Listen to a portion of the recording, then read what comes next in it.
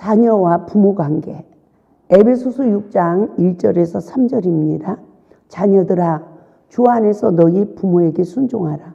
이것이 옳으니라. 내 아버지 어머니를 공경하라. 이것이 약속 있는 첫 계명이니 이로써 내가 잘되고 땅에서 장수하리라. 자녀에게 향하신 하나님의 뜻은 어떤 뜻일까요? 저는 세상에서는 우물이 맑아야 아랫물이 맑다고 그랬어요. 근데 성경을 깨달아 보니까 성경은 위에 사람이 잘해야 아래 사람이 잘하지 그러지 않았어요.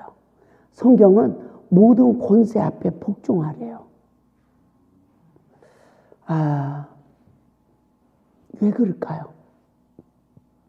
왜 모든 권세 앞에 복종하라고 할까요? 그래서 하나님은 힘이 약한 아내들이여 말씀하시고 남편들아 또 자녀들아 그리고 부모들아 종들아 그리고 상전들아 라고 항상 아랫사람이 권세자에게 복종해야 될 것을 말씀하셨어요. 왜 그럴까요? 선악간에 권세자의 허물을 보고 불순종하면 계속 불순종하면 상처받아요. 상처받으면 선악간에 바른 인격자가 성장되지 못해요. 바른 인격으로 성장하지 못하고 도리어 권세자의 허물을 보고 대적하는 영적 상태가 되면 하나님의 자녀의 권세가 상실되고 사단에게 잡히기 때문입니다. 그러면 아무리 공부를 많이 해서 지식이 있다 할지라도 나에게 아무 이익이 없는 성인 아이의 결과를 초래하고 마는 것입니다. 그러므로 자녀들아 너희 부모를 주 안에서 순종하라.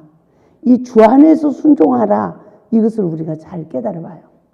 누가 주 안에서 순종하는 자일까요? 만약에 아빠가 알코올 중독자야. 아들아 술 사와라. 그러면 말씀을 잘 알고 있는 자녀는 아버지 하나님 말씀에 술 드시지 말랬어요. 이러고 불순종하는 자녀. 아니면 하나님 말씀에 주 안에서 자녀들에게 순종하라고 했으니까 저는 말씀에 의지하여 부모에게 순종합니다. 이러면서 술을 사다 드리면서 하나님 이 술을 안 드실 수 있는 은혜를 주세요. 불쌍히 여겨주세요. 어떤 자녀가 예수 안에 있는 자녀일까요? 말씀에 의지하여 부모 말에 순종하는 자라는 거예요. 아멘.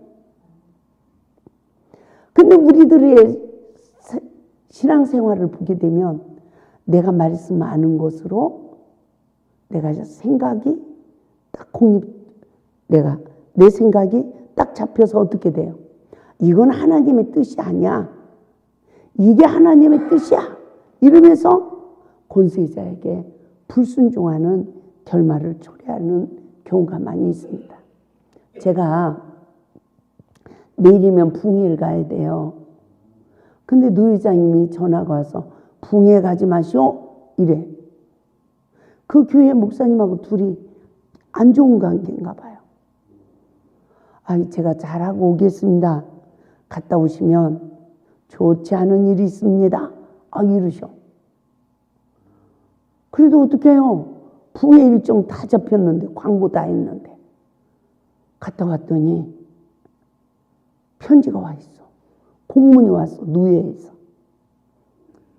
목사 6개월 정지. 강대권 포함. 노회장님이 목사 안수 줘요. 그래서 노회장의 권한으로 목사를 제명할 수가 있는 거야. 근데 내가 잘못한 게 있어야지. 붕에 갔다 온 거잖아요. 그거 가지고 목사 6개월 정지를 시켰어. 저는 아무리 이해하고 용서를 하려도 이해가 안 가는 거예요. 한 일주일을 기도하니까 하나님이 내가 부족해서 6개월 정지시켰어. 사람이 그런 게 아니야. 그걸 제가 그렇게 받아들였어요. 그리고 그분에게 전화를 했어요. 목사님, 저 설교 못하잖아요. 오셔서 말씀 전해주세요. 그랬더니 오셨어요. 그 이제 식사 대접을 하면서 목사님, 제가 영역을 침범했나 봐요. 목사님 영역을 제가 침범한 것 같습니다. 용서해 주세요. 하나님 일할 수 있게 풀어주세요. 그랬더니요, 다음 인터넷에 들어가서 김한남 목사 쳐보세요 그래. 그래서 김한남 목사 이렇게 쳐봤더니 그 공문이 인터넷에 띄어났어. 제가요, 피가 거꾸로 솟는 것 같은 이런 막 격동이 되는 거예요. 아, 목회자들이 이래서 법정에 쓰는구나. 그런 마음까지 들었어요. 근데도 어떻게 제가 이 말씀 사역을 해야 되니까, 노 회장님, 하나님 일할 수 있도록 정리해 주세요. 그게 다가 아닙니다.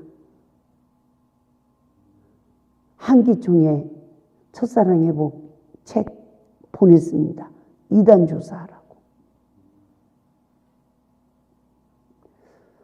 제가 그런데도 마음을 달래고 또 목사님 잘 처리해 주세요. 그랬더니요, 그분들 차비 주고 기자들 차비 주고 뭐하고 식사 대접하려면 돈이 150만 원이 필요하대요. 예, 알았습니다. 그리고 150만 원 해드렸어. 그리고 제가 우는 거야. 일주일을 울었어요. 기도만 하려고 하면 하나님, 제가 언제 선교하고 구제하고 내가 돈을 아까워한 적이 있습니까? 저요, 사기 맞았어요. 사기. 성도들을 헌금 사기 맞았다. 이러면서 앉았다면 그 눈물이 나는 거예요. 근데 너무너무 놀라운 은혜를 제가 입었습니다.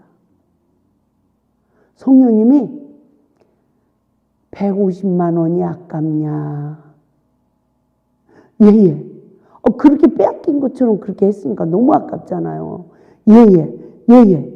이랬더니요, 성령님께서 뭐라고 하시냐면, 네가 권세자인 노 회장에게 순종 안 하듯 너는 어려서부터 네 생각에 맞지 않는 것은 부모에게도 순종 안 하고 네 남편에게도 순종 안 해서 너는 150만 원 잃어버린 것 때문에 아까워하고 울고 있지만 너는 네 인생을 잃어버렸단다. 이해가 되죠? 저는요, 깜짝 놀랐어요. 난 노 회장의 말에 권세에 순종 안 해서 그 150만 원 잃어버린 거 너무 기가 차잖아요. 아니, 내가 무슨 나쁜 짓을 한 것도 아니고 목회자가 붕해 가는 건데 그걸 못 가게 하는 노 회장이 어디 있어요? 그건 내 생각이라는 거예요. 하나님의 말씀은 권세자에게 순종하는 자에게 하나님은 축복하신다는 거죠. 그러니까 어려서부터 아버지가 뭐를 해도 내가 아니면 아닌 거야. 남편이 뭐라고 해도 아닌 거야. 이러면서 내 마음대로 살아온 내 인생을 잃어버린, 얼마나 많은 고난을 받고 얼마나 많은 것을 잃어버렸는지 그것을 깨닫게 하시고요.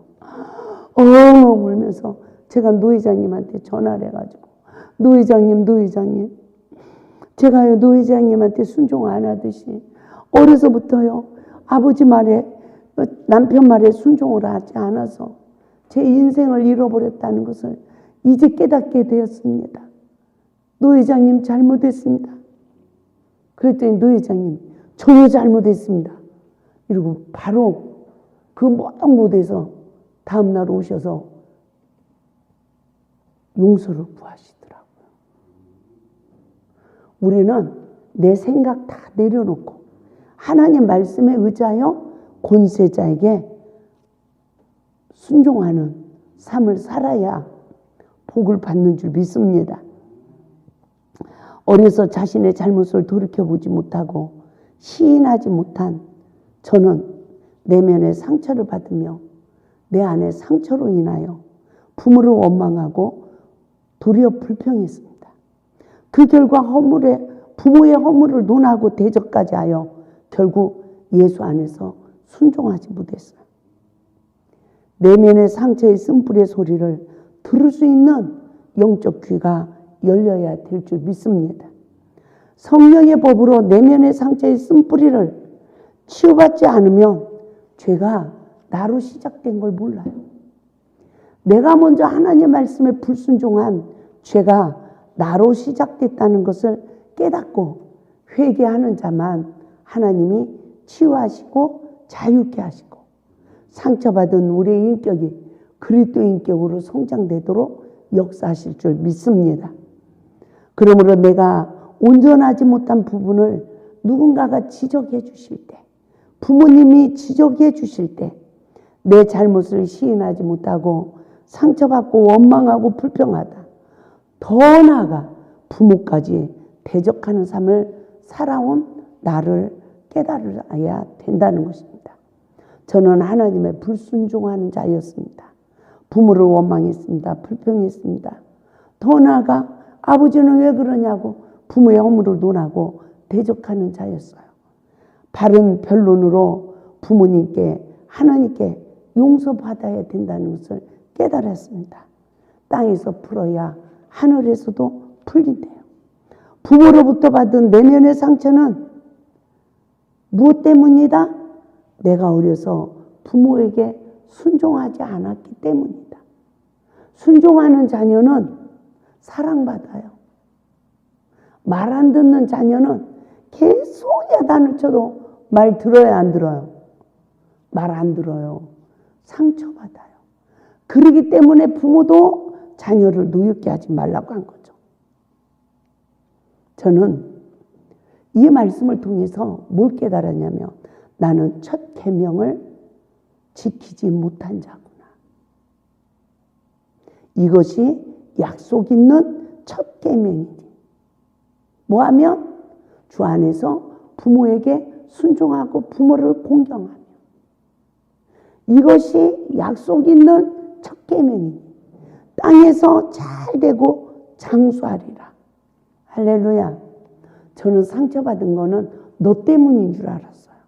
누군가가 나에게 상처를 줘서 내가 상처받은 줄 알았어요. 그런데 그게 아니라 내가 불순종으로 내가 상처받았다는 걸 깨닫게 되었습니다. 그러니까 어떻게 해요?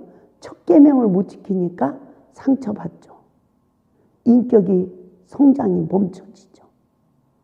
나는 불순종의 영, 대적의 영에 포로돼서 사춘기 이르니까 부모도 대적하는 거예요.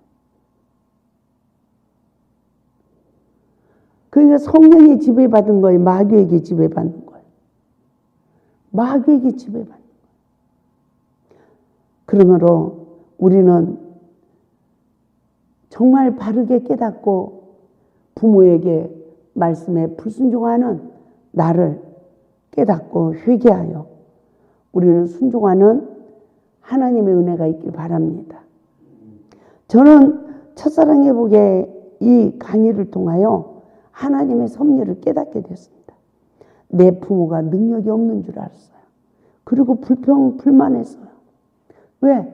가난한 집에 태어나서 내가 하고 싶은 거를 못했기 때문이죠. 그러나 나를 인도하시고 주관하시는 분은 하나님이시라는 걸 알게 됐습니다. 바로 내 인생의 주인은 나도 아니고 부모도 아니고 누구시다? 하나님이시라는 걸 알게 됐어요. 이 세상에 나를 보내신 분도 하나님이시오. 나의 삶을 인도하신 이도 하나님이라는 걸 깨달았습니다. 제일 미련한 사람은 부모를 원망하고 불평하는 사람이래요. 하나님이 내 인생의 주인이십니다. 저는 어린 시절에 많은 불만을 가지고 성장한 사람 중에 한 사람이었어요. 그러한 저는 결코 순탄한 삶을 살지 못했습니다. 내 인생이 내 것인 줄 알았어요. 내 마음대로 하고 싶은 것이 너무 많았어요. 그러나 주어진 환경은 허락하지 않았습니다. 그러한 시간은 결국 많은 아픔과 좌절이 연속이었어요. 그 결과 세상의 욕망을 버리는 삶이 되어 결국은 하나님의 인도를 받게 됐어요. 누가 세상의 욕망을 버릴까요? 거듭거듭 실패를 거듭거듭해야 우리가 세상을 버리게 될 줄 믿습니다. 목회 현장에서도 배움의 길은 여전히 마찬가지였습니다. 왜? 이곳 생활이 너무 어려워서 다른 목회자들처럼 목회자 세미나도 가보지 못하고 주어진 환경 속에서 늘 그냥 일에 파묻혀서 살았어요. 그러나 그런 저에게 하나님은 나를 보는 눈을 뜨게 했어요. 하나님의 은혜를 잃어버리고 나 스스로 혼자 하나님이 일을 하고 있는 나를 보면서 나는 더 이상 아무것도 할 수 없다는 것을 알게 되었습니다. 그냥 세상에서도 실패, 목회 11년 만에 목회에서도 실패자.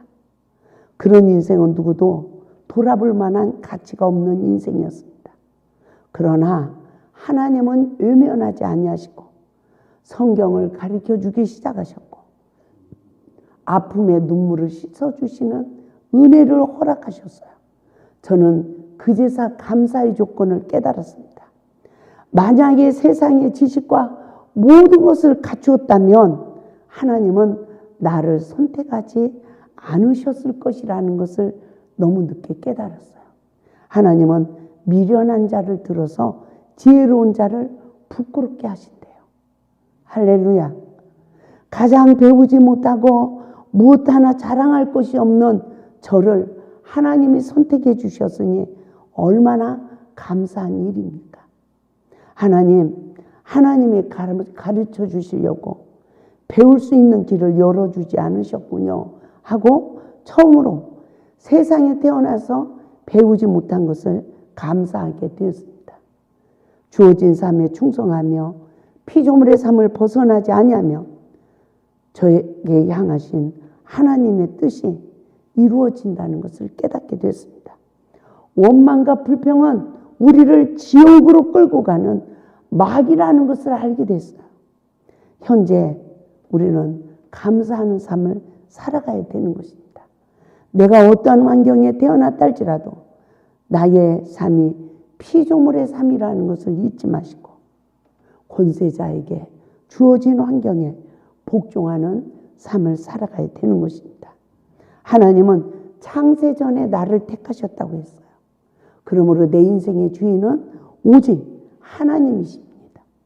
원망하는 삶은 나를 모르고 결국 하나님을 모르는 삶입니다. 부모를 잘 모셔야 축복의 통로가 되는 거예요. 그러면 부모를 말씀에 의지하여 섬기려면 먼저 그동안 말씀에 불순종했던 관계를 회복해야 하는 것입니다. 제가 하나님의 간섭을 받으면서 회개하다 보니까 남편 관계 속에 오는 시험을 통하여서 내가 어려서 아버지의 허물을 보고 판단했던 죄까지 남편을 통해서 거두게 하는 거예요. 그러면서 남편 관계가 안 좋은 죄는 부모에게 불순종한 죄로 인한 악을 심은 것을 거두는 삶이 부모의 허물을 보고 부모에게 상처받은 그 상처까지 치유가 되어지는 체험을 하게 되었습니다. 그러면서 아버지한테 아버지, 제가요 아버지에게 어려서 순종하지 않고 아버지를 대적해서요 하나님의 아버지 인생보다 제 인생을 낮추셨대요. 그러니까 아버지가 놀래가지고 원장님이 되셔가지고 쓸데없는 소리 하신다고. 그러니까 딸이 그래도 목사라고 저를 존중하시는 거예요. 그러고 왔어요. 강대상에 엎드리니까 30%밖에 못 엎드렸다. 또 가라 그래. 아버지,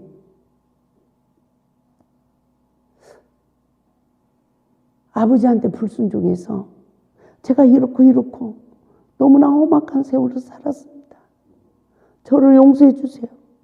그랬더니 두 번째는 아버지가 아무 말도 안 하시고 심각하시게 계시는 거야. 그래가지고 또 왔어요. 하나님이 50%밖에 못 엎드렸다. 또 가라 그래.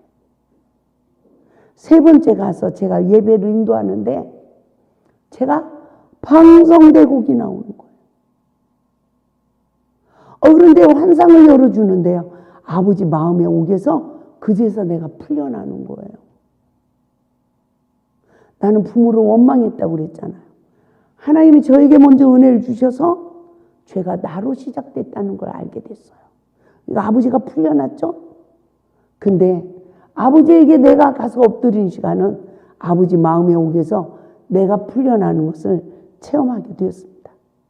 땅에서 풀어야 하늘에서도 풀린대요. 할렐루야.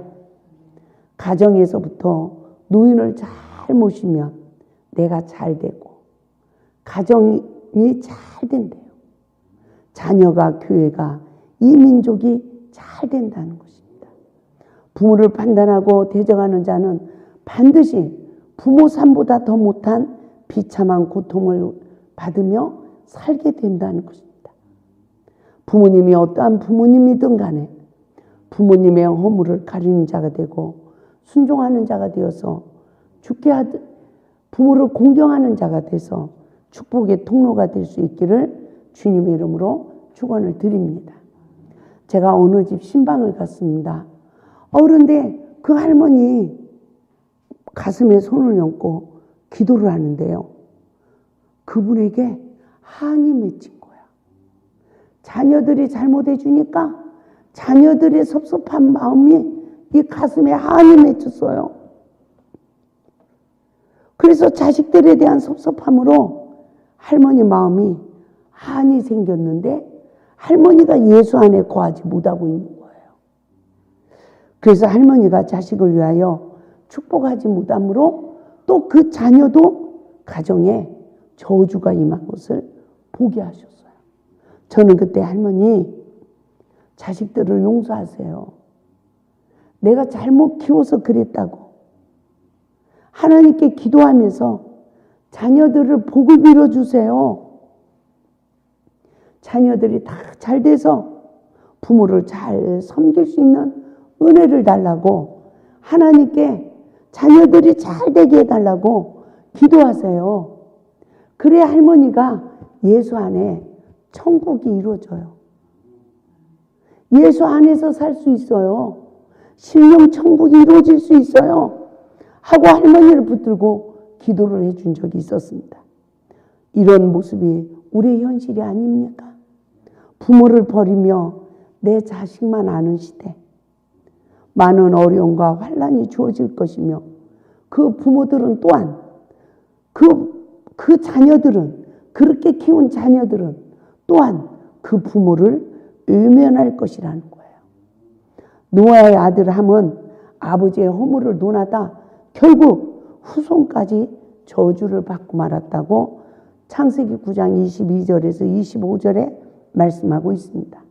그러나 그 부모의 허물을 가린 셈과 야벳은 복을 받았어요.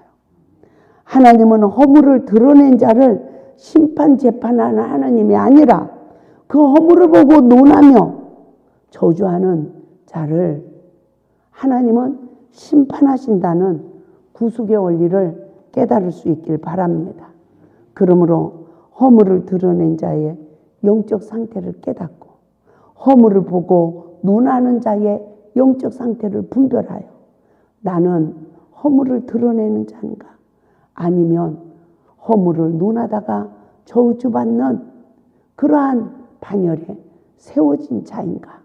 우리 모두가 깨닫고 화해하고 이제는 하나님의 말씀에 순종하는 자가 되어서 약속 있는 첫 계명이 이루어져서 땅에서 잘 되고 예수 안에서 장수하는 복을 받을 수 있기를 주님의 이름으로 축원을 드립니다.